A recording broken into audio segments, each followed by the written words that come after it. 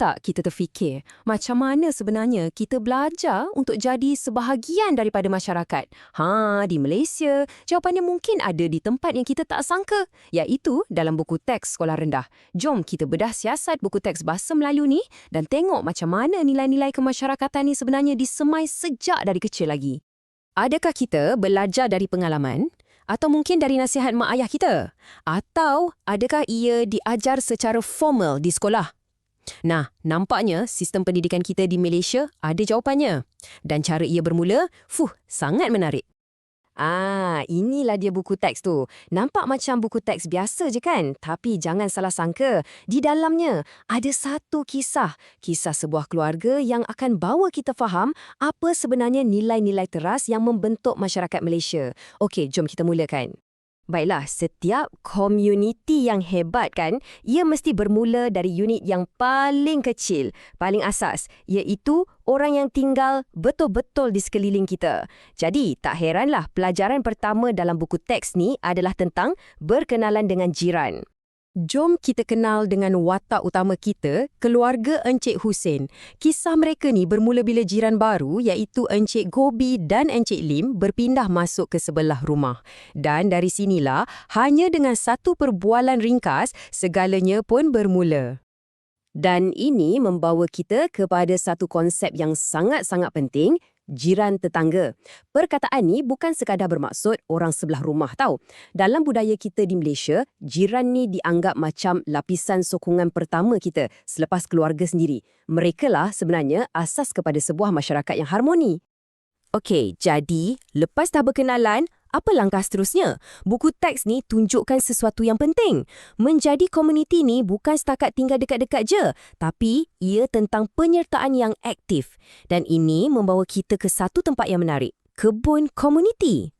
Tengok ni, inilah yang kita panggil komuniti dalam tindakan. Mereka bukan lagi sekadar hai, bye-bye bila jumpa. Tak, mereka bekerjasama untuk membina sesuatu. Dan dari sinilah, dari tanah dan tanaman inilah, ikatan tu mula berakar umbi dan jadi lebih mendalam. Cantik kan? Kata-kata Encik Hussein kat sini, sangat menarik.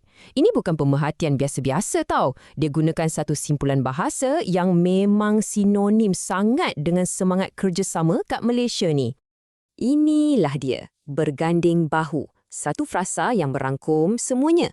Maksudnya, bekerjasama, bergotong royong, saling bantu-membantu. Ini bukan lagi teori dalam buku teks tau.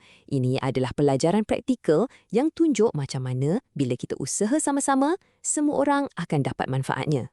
Okey, dari skala kecil di kebun komuniti, sekarang kita beralih ke acara yang lebih besar pula. Satu sambutan untuk satu kejiranan. Jom kita tengok macam mana acara Hari Keluarga ni mengukuhkan lagi idea tentang komuniti. Selamat datang ke Hari Keluarga Taman Impian.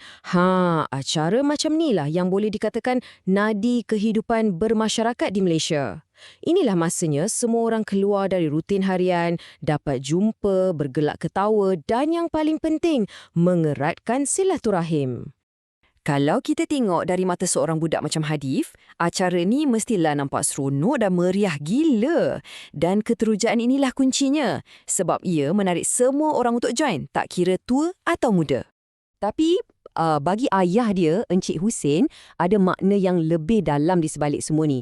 Dia nampak tujuan sebenar acara ni. Ia bukan setakat untuk suka-suka, tapi untuk kuatkan lagi ikatan dan semarakkan apa yang kita panggil semangat kemasyarakatan.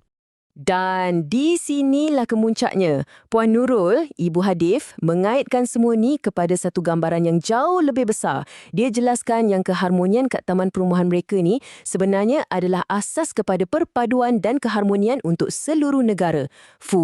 Dari jiran kepada komuniti dan akhirnya kepada negara. Jadi, nampak tak perjalanannya? Dari satu sapaan hai yang ringkas sampailah ke konsep perpaduan negara. Semuanya bermula dari interaksi-interaksi kecil di peringkat akar umbi. Tapi komuniti ni bukan hanya pasal acara-acara besar tau.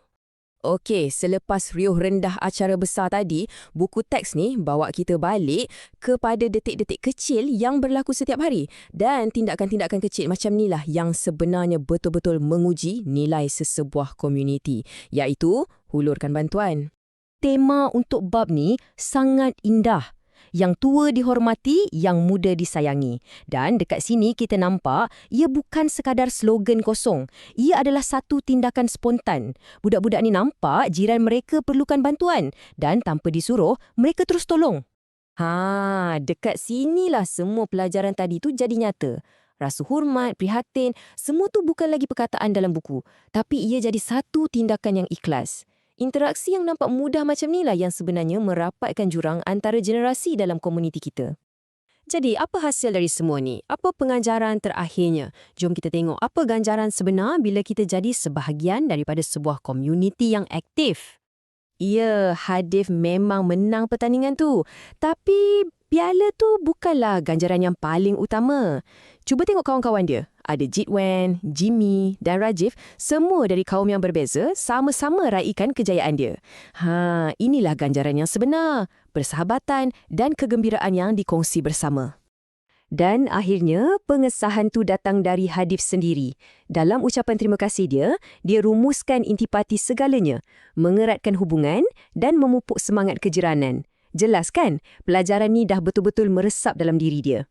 Jadi, bermula dari sekadar menyapa jiran, ke kebun komuniti, sampailah ke huluran bantuan yang kecil, buku teks ni sebenarnya dah melukiskan satu gambaran yang sangat indah tentang macam mana sebuah masyarakat tu dibina. Semuanya bermula dengan langkah-langkah yang nampak kecil. Dan ini buat saya terfikir, dan mungkin anda juga. Apakah pelajaran paling penting yang komuniti anda pernah ajarkan kepada anda?